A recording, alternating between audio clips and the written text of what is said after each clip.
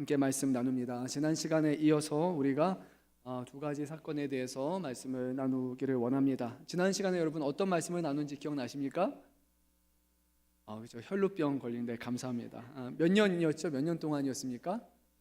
12년. 그래요. 감사합니다.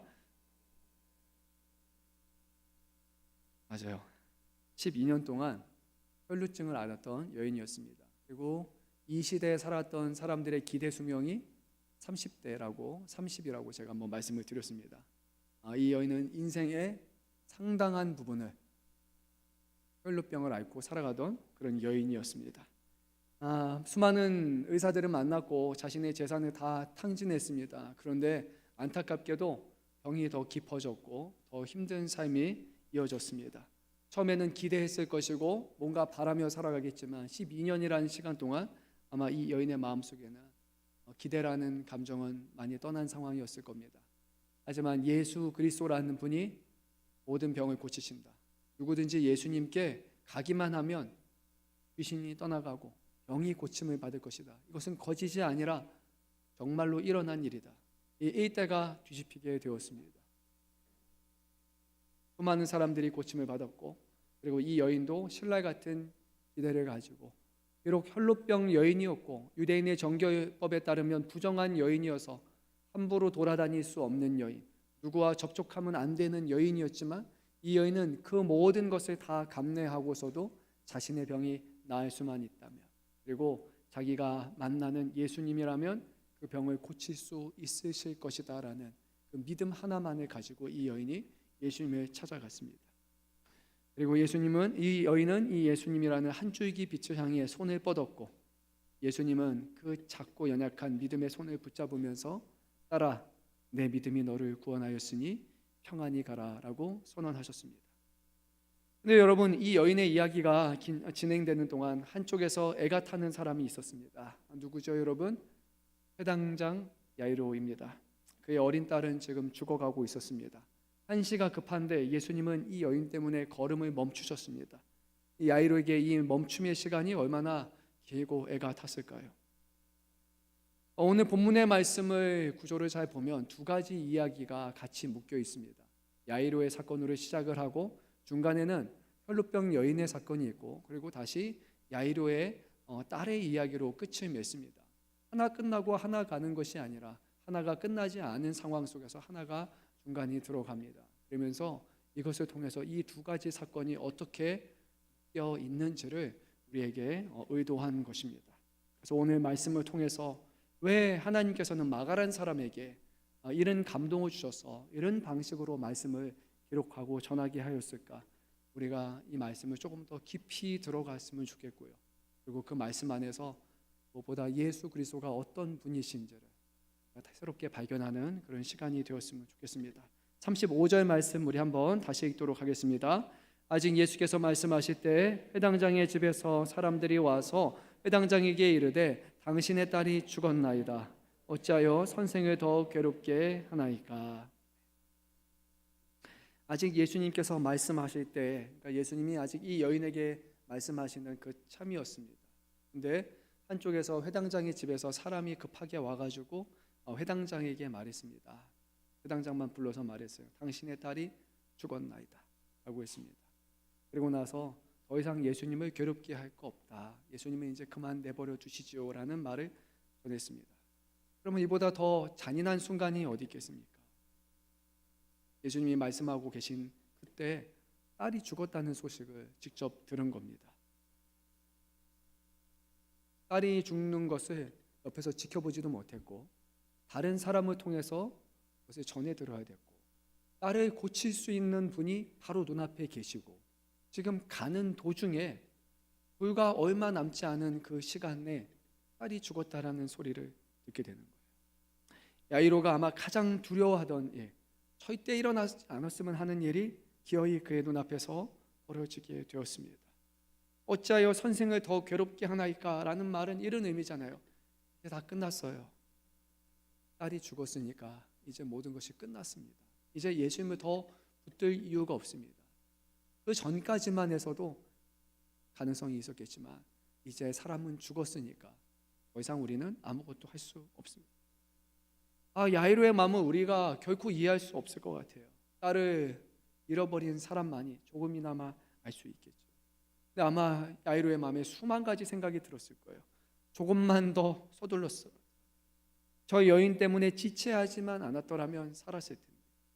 또 주변 사람들이 너무 많아가지고 길을 이렇게 가로막고 있지 않았더라면 이 사람들이 다 어디로 그냥 다 치워져 버렸고, 자, 길만 열려 있었으면 예수님 손 붙잡고 내가 체면 불사하고 예수님 빨리 가자고 독촉해서라도 뛰어갔더라면, 그 조금만 빨리 갔더라면 내 딸아이가 살 수 있었을 텐데라는 생각이 듣지 않았을까. 그리고 나서 이 아버지의 마음은요, 아마도 더 비참하게 됐을 거예요. 지금 눈앞에서 이 야이로가 무엇을 봤어요? 이 12년 동안 혈루병에 걸렸던 여인의 병이 깨끗이 씻음받는 것을 봤어요. 아무 희망도 없던 여자가 아무것도 아니었어요. 그냥 예수님 여기 옷자락 만진 것뿐이었어요. 그런데 12년 동안 괴롭혔던 병이 그냥 나았단 말이에요. 지금 앞에 있는 이분은 진짜 병을 고치는 분이에요. 옷자락만 잡아도 사람이 병이 고쳐진다면, 내 딸에게 닿기만 한다면 그 즉시 내 딸은 살 수 있을 것이다.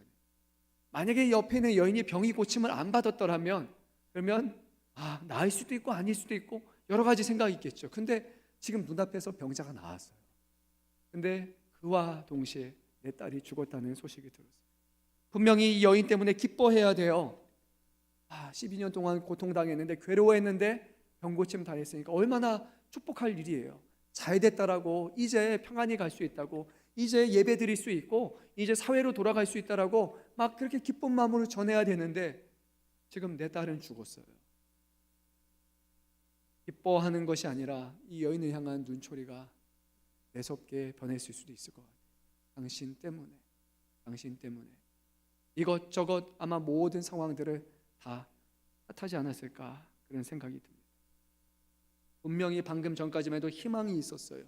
그런데 그 희망만큼 이제 이 사람은 깊은 절망에 빠지게 됩니다.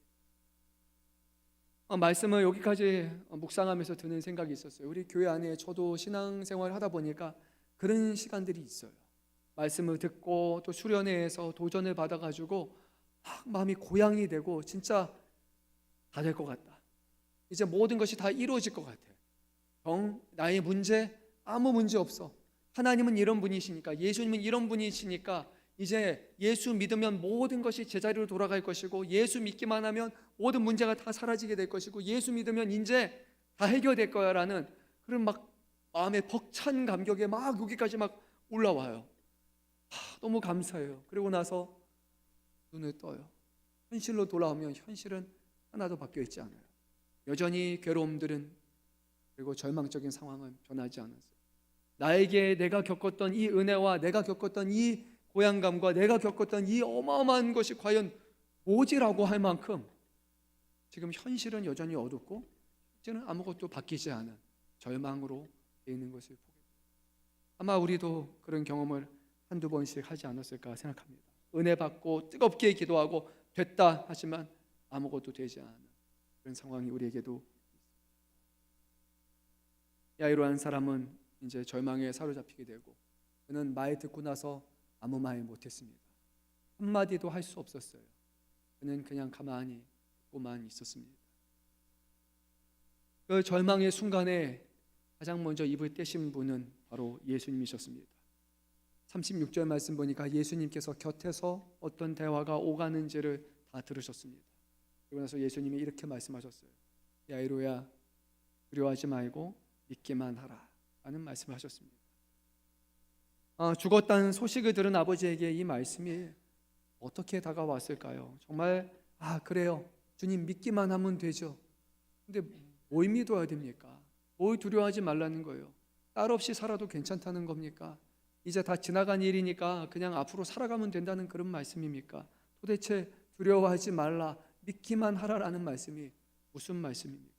어떻게 보면 이 말씀은 참 매정해 보이는 말씀인 것 같아요. 예수님이 괜찮냐, 내가 옆에서 들었는데 너무 안타깝게 됐구나, 너무 힘든 일을 당하게 됐구나, 너의 사랑하는 딸 12살 된 이 딸이 죽고 말았구나. 어쩌면 야이로에게 필요한 것은 위로일 수도 있고 격려일 수도 있을 거예요. 근데 예수님께서는 그렇게 말씀하지 않았어요. 두려워하지 말고 믿기만 하라라고 말씀하셨습니다.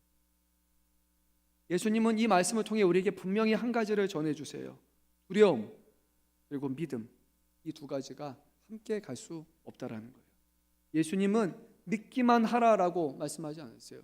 두려워하는 상태에서 믿음을 갖으라라고 말씀하지 않았어요. 예수님은 두려워하지 말고 그리고 믿음은 가져야 된다라고 하셨어요. 지금 눈앞에 보이는 상황에 두려워하고 염려하고 떨리는 상황이라 할지라도 그가 해야 될 것은 두려움을 버리고 예수님을 믿는 것, 예수님을 신뢰하는 것이었어요. 원문 성경을 보게 되면 여기 믿기만 하라라는 것은 그냥 한번 믿습니다라는 말이 아니에요. 계속해서 믿으라. 믿음을 계속 붙들고 있으라라는 그런 표현이에요. 야이로는 이미 예수님이 딸을 고쳐주시라고 믿고 나왔습니다. 근데 이제 예수님은 그에게 한 걸음 더 나아간 다른 믿음을 요구하시는 것 같아요. 그 전까지 야이로가 가졌던 믿음도 있었어요. 여러분, 그때 믿음은 어떤 믿음이냐면 이거예요. 병을 고치는 믿음이었어요. 근데 지금 예수님이 요구하시는 믿음은요, 다른 믿음이었어요. 병 고치는 믿음이 아니라 죽은 자를 살릴 수 있다라는 믿음이에요. 그럼 병을 고치는 것과 죽은 자가 살아난다는 것은요, 비슷한 게 아니에요. 전혀 다른 거예요. 이 주님이 요구하시는 믿음은 1에서 2를 요구하시는 게 아니라 1에서 1억을 요구하시는 것 같은 거예요. 병에 걸린 사람과 죽은 사람이 어떻게 비슷하겠습니까? 전혀 다른 차원의 믿음을 요구하시는 거예요. 근데 예수님은 이 아이에게 그것을 말씀하셨어요. 너가 정말로 나를 믿는다면, 그동안 내가 병을 고칠 수 있는 사람이라는 것을 믿고 지금 나왔다면 너에게 필요한 것은 좌절하고 여기서 넘어지는 것이 아니라 나를 끝까지 믿어라. 사람이 죽었음에도 불구하고 그 믿음으로 나를 붙들라라고 하신 것이죠. 예수님이 야이로에게는 복잡한 조건을 내걸지 않으셨어요. 두려워하지 말고 뭐 하라고요? 믿기만 하라라고 말씀하셨습니다.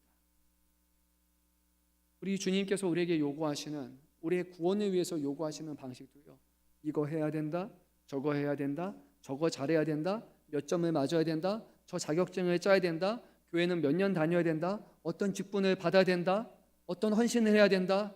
우리 주님은 그 요구 조건이 충족이 되면 그러면 너에게 구원을 주겠다라고 말씀하신 적이 없습니다. 우리 주님은 우리에게 한 가지만 요구하셨습니다. 예수 그리스도를 믿으라고 말입니다. 그리고 오직 그 믿음으로 우리는 구원을 받는다라고 성경은 말씀하고 있어요. 근데 우리가 그렇게 생각하면 우리의 믿음이 아주 커서 죽은 사람을 살릴 수 있는 믿음인가? 우리의 믿음이 아주 커서 병을 고칠 수 있는 믿음인가? 그렇지는 않습니다. 우리 사람의 믿음에는 어떠한 신비적인 힘이 있지 않아요. 지난 시간에 예수님이 여인에게 내 믿음이 너를 구원하였다라고 하셨는데 그 말씀이 이 여인의 믿음이 커서 이 병이 떠나갔다라는 그런 말씀이 전혀 아니에요. 사람의 믿음에는 병을 고칠 수 있는 능력이 없어요. 아무리 열심히 믿는다고 해서 죽은 자가 믿는 대로 살아나는 것이 아니에요. 우리의 믿음에 어떤 공로가 있어가지고 하나님이 우리의 믿음을 보시고 우리를 구원하시는 것도 아니에요. 믿음이라는 것은 단 한 가지예요.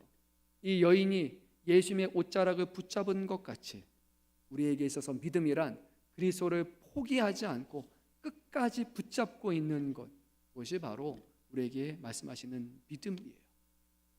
믿음은 주님을 붙잡는 거예요. 믿음은 어떤 상황 가운데서도 예수 그리스도를 포기하지 않고 붙잡는 거예요. 여러분, 이런 믿음을 갖고 계십니까?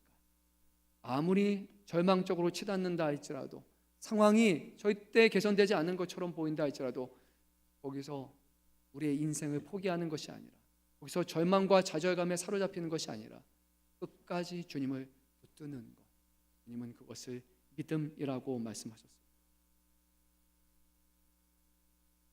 예수님께서 두려워하지 말고 믿기만 하라라는 말씀은 결국 다른 것이 아니라 나를 붙들고 있으라, 죽음까지 다스리는 나를 신뢰하라, 내가 이 사건을 통해서 어떤 분인지 어떤 존재인지를 너에게 보여주겠다라는 것이었어요.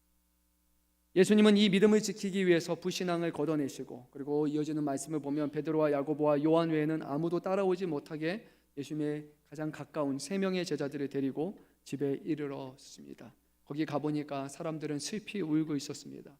수많은 사람들이 소리를 내면서 울었습니다. 유대인들은 특히나 이런 누가 죽었다라는 것이 있으면 전문적으로 사람을 고용했다라는 고대 문헌이 있습니다. 그래서 계속해서 우는 사람들이 있어요. 우리도 장례식 가게 되면 일부러 더 웃어야 된다 그래가지고 막 사람들이 옆에서 막 있고 이런 것들이 예전에 있었던 것 같은데, 혼자 놔두면 안 된다라고 했는데 여기도 이 사람들 가만히 놔두면 안 되고 누군가 와서 계속 울어줘야 돼, 크게 울어줘야 되는 사람이 있었어요. 지금 이 자리는 사람들이 막 어마어마하게 많은 사람들이 울고 시끄러운 그런 상황이었어요. 근데 예수님이 그 안에 들어다 가셔가지고 이제 한마디를 하셨습니다.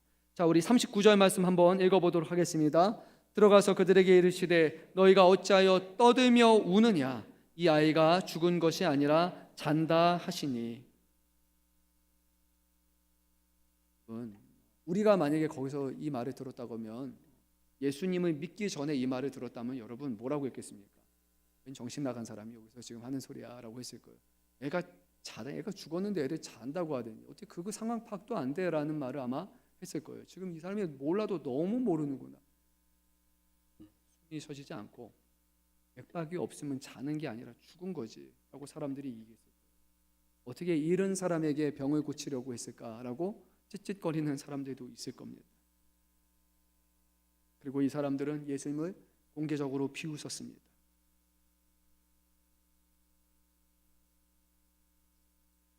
예수님은 그런데 모르셔서가 아니라 사람들의 반응을, 어떤 생각을 갖고 있는지 다 아심에도 불구하고 죽은 것이 아니라 잔다라고 말씀하셨어요. 사람들은 죽었다 생각하지만 정말로 죽은 것이 아니다라는 거예요. 예수님은 지금 현실을 부정하신 것이 아닙니다. 아이는 분명히 죽었습니다. 그 자리에 있던 사람들, 수많은 죽음을 지켜본 사람들이었고, 이 아이가 숨을 거둔 것을 의심하는 사람은 그 자리에 단언컨대 한 사람도 없었어요. 그러면 예수님은 왜 죽었다라고 말씀하시는 것이 아니라 잔다고 하셨을까? 죽음과 잠에 큰 특징이 있습니다. 잠은 언제 주무십니까, 여러분? 보통 밤에 주무시는 게 정상이죠. 근데 잠을 자는 때 내가 자면 영원히 잔다고 생각하시는 분은 없을 거예요. 우리가 잠을 자면 아침이 되면 깰 것이다. 낮잠을 자도 1시간, 2시간 또는 알람이 울리게 되면 나는 깨어날 것이다 라고 생각을 하시겠죠. 그렇죠? 만약에 우리가 지금 잠을 자면 죽는다라고 하면 여러분 잠 안 자실 거예요. 어떻게든지 지금 버티려고 할 거예요. 죽을 잠이 어디 있겠습니까? 예수님이 말씀하시는 것은 죽음이란 결국 영원히 깨지 못하는 것이지만, 이 아이는 죽은 것이 아니라 다시 깨어날 사람이다. 그래서 잠을 잔다라고 말씀하셨습니다. 예수님은 죽음이라는 것이 영원한 끝이라고 생각하는 많은 사람들 앞에, 죽음은 끝이 아니라 우리가 생각하는 죽음은 다시 깨어날 것이야 라고 지금 말씀하시는 거예요. 예수님의 음성 한마디만 전해진다면, 그 예수님의 음성이 들려지기만 한다면 죽었다고 생각하는 사람들이 다시 깨어나는 일이 일어날 것이다. 죽음이라는 것은 우리 모두에게 큰 두려움이고, 그 죽음 앞에서 담담할 사람은 단 한 사람도 없을 것입니다. 죽음을 생각하면 온 세상은 절망합니다.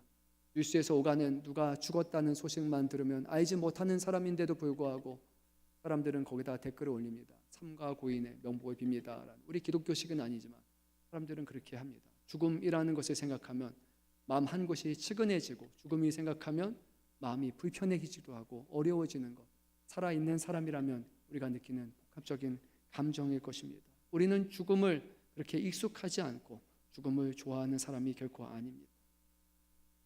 근데 예수님께는 놀랍게도 죽음조차도 그 죽음을 잠처럼 다룰 수 있는 분이라고 우리에게 분명히 말씀합니다. 만약에 이 여인을 죽은 자 가운데 살린 것이 처음이자 마지막이라면 우리는 우연이라고 얘기할 수 있을 것입니다. 근데 우리가 잘 아는 말씀처럼 요한복음의 말씀을 보게 되면 죽어서 이미 몸이 썩기 시작하는 한 남자 나사로를 향해서 주님은 그를 나오라고 말씀하셨고, 죽어있는 그 사람이 다시 살아서 움직이는 놀라운 역사가 일어났습니다. 우리 예수님은 정말로 죽음을 다시 깨우실 수 있는 하나님의 아들이신 것입니다.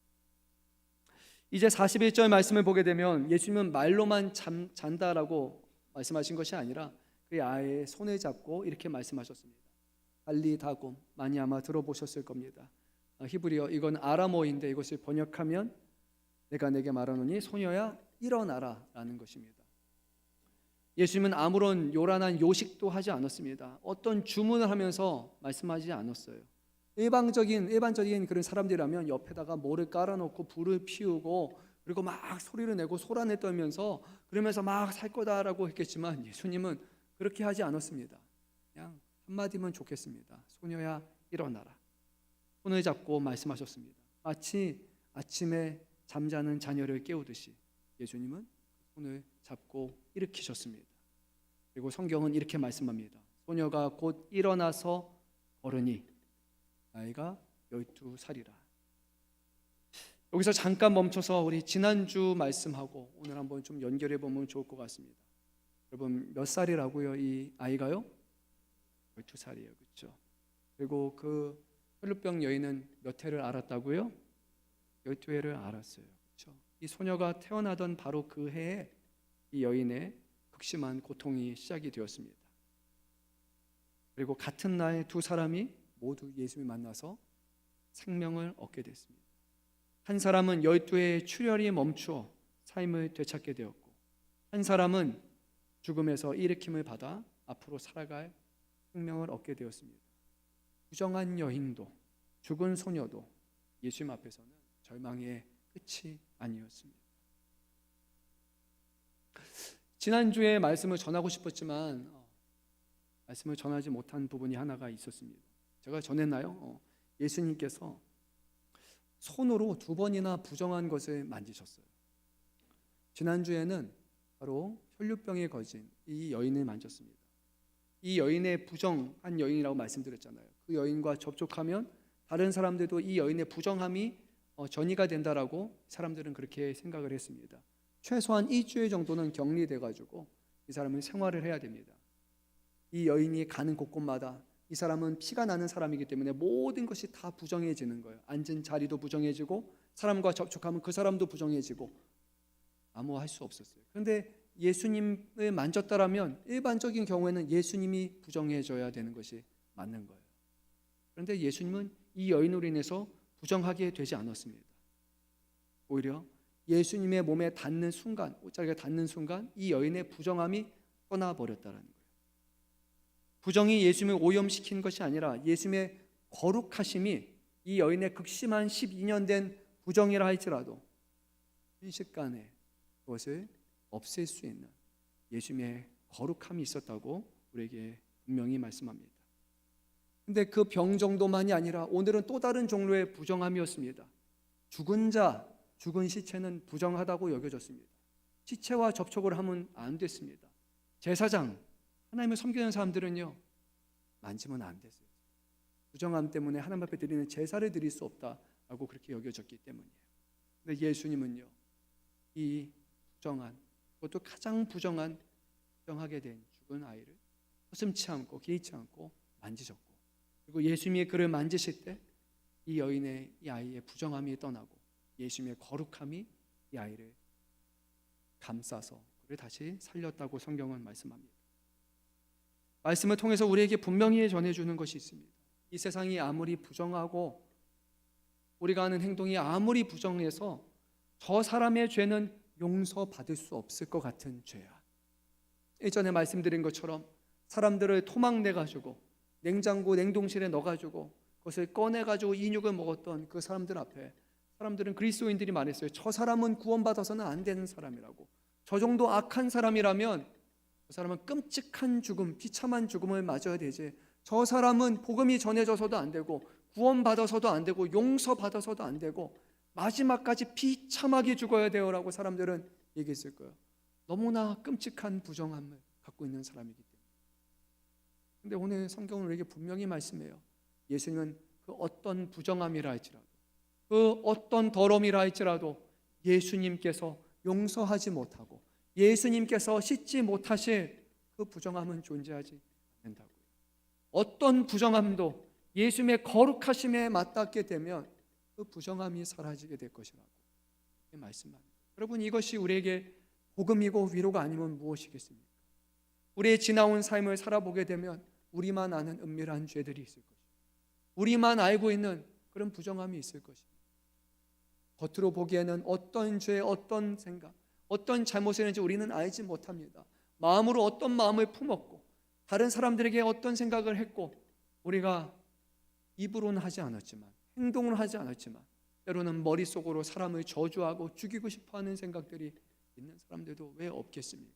원망하고 불평하고 수많은 죄악들로 관철되어 있는 내 삶이 왜 없겠습니까? 그 수많은 부정이라 할지라도 어떠한 부정이라 할지라도 예수님께 있어서는 씻음받고 고침받고 회복해야 될 것이지 그 부정함이 예수님 앞에 아무런 능력도 없다는 것을 우리에게 말씀합니다. 만약에 예수님이 부정해졌더라면, 만약에 예수님이 이 일로 인해서 부정하게 됐더라면 우리는 예수님의 능력이 볼품없는 능력이라고, 우리의 죄를 씻을 수 없는 능력이라고 생각했을 겁니다. 하지만 두 여인이 병이 고침받고 다시 살아남으로 예수의 보혈의 능력이 어떤 것인지 오늘 성경은 우리에게 분명히 말씀하고 있습니다. 예수님 앞에 용서받지 못할 죄는 없습니다. 뭐라고요, 여러분? 용서받지 못할 죄는 없어요. 용서받지 못할 죄가 없어요. 아무리 극심하고 아무리 극악한 죄라 할지라도 우리의 죄는 용서받지 못할 수 없어요. 주님이 거룩하시기 때문이에요. 주님이 그만한 능력이 있으시기 때문이에요. 성경에서는 한 가지 안 되는 경우가 있다고 말합니다. 성령을 회방하는 것이라고 말합니다.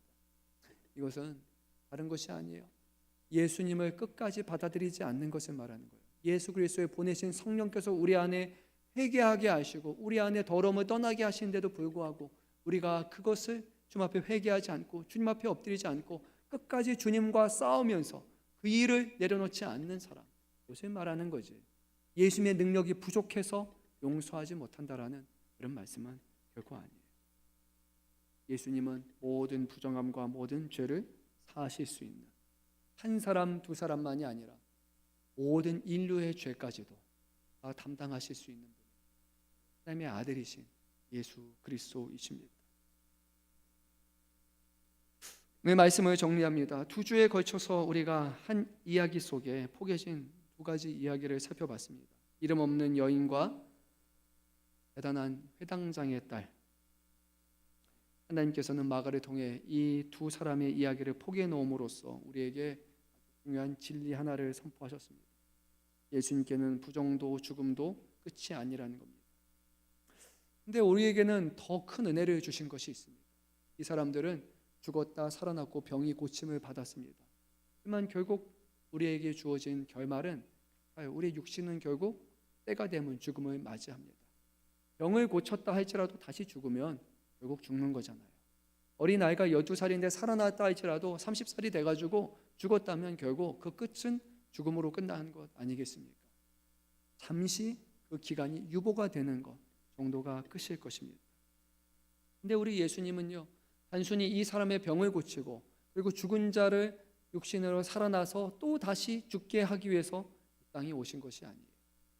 예수님이 보여주신 능력은 어떤 죄, 어떤 병, 어떤 죽음까지도 주님께 고침받지 못할 것이 없고, 더 나아가서 육신을 살리신 주님, 그 주님은 우리에게 영원한 생명, 영생을 주실 수 있는 분이라는 것을 드러내시기 위해서 우리 주님은 그 일을 행하신 겁니다.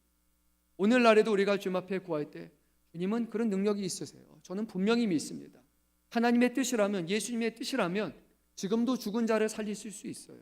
지금도 오래된 병을 주님은 단번에 고칠 수 있는, 옷깃만 닿아도 고칠 수 있는 분이세요. 그것이 주님의 능력이고 주님의 거룩함입니다. 근데 주님은 그 정도에서 머무르는 것이 아니라 우리에게 더 큰 은혜를 주셨어요. 병 걸려서 살다 죽는 정도가 아니라 영원히 죽지 않는, 죽어도 다시 살아나는 영생을 우리에게 주시기 위해서 이 땅에 오셨다는 것을 우리는 한순간도 놓쳐서는 안 됩니다. 비록 우리가 병고침을 받지 못하고 우리의 인생이 회복되지 못해서 우리가 죽음을 당한다 할지라도 예수 믿는 사람들을 비참하다고 말할 수 없어요. 예수님은 우리에게 영원한 생명을 이미 약속하셨기 때문이에요.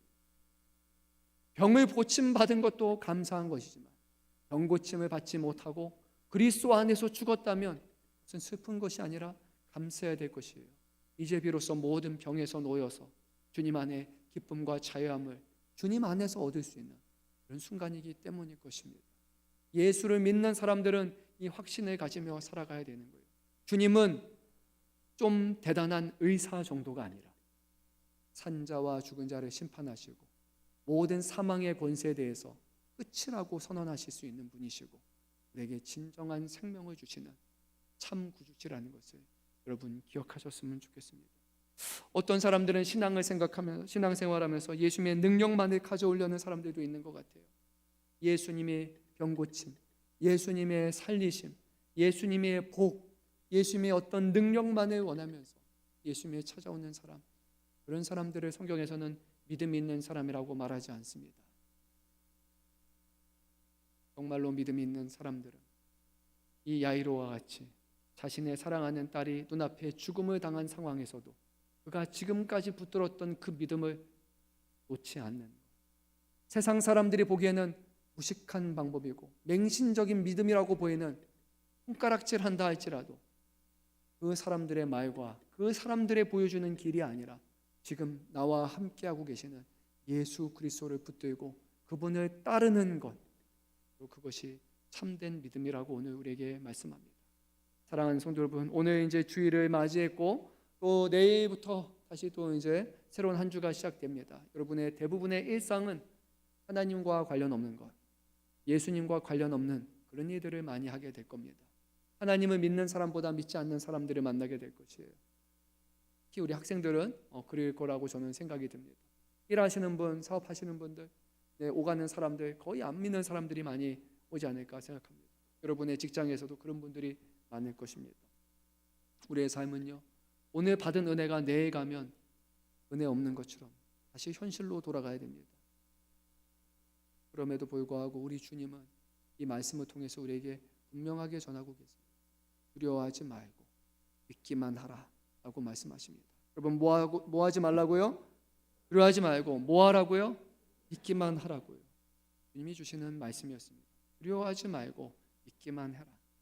어떤 삶, 어떤 것이 주어진다 할지라도 두려워하면서 믿는 것도 아니고 두려워하지 말고 주님과 함께 그 믿음으로써 걸어가라. 그 길이 사망의 음침한 골짜기라 할지라도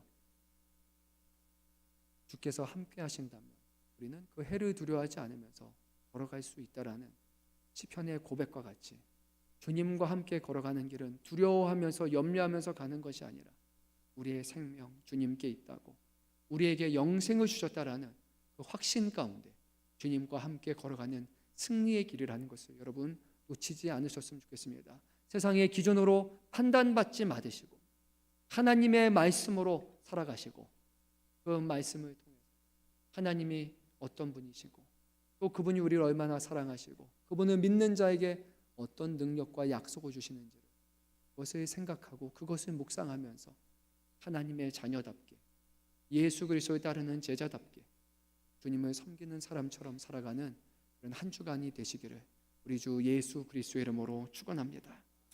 우리 함께 찬양하면서 기도하는 시간 갖도록 하겠습니다.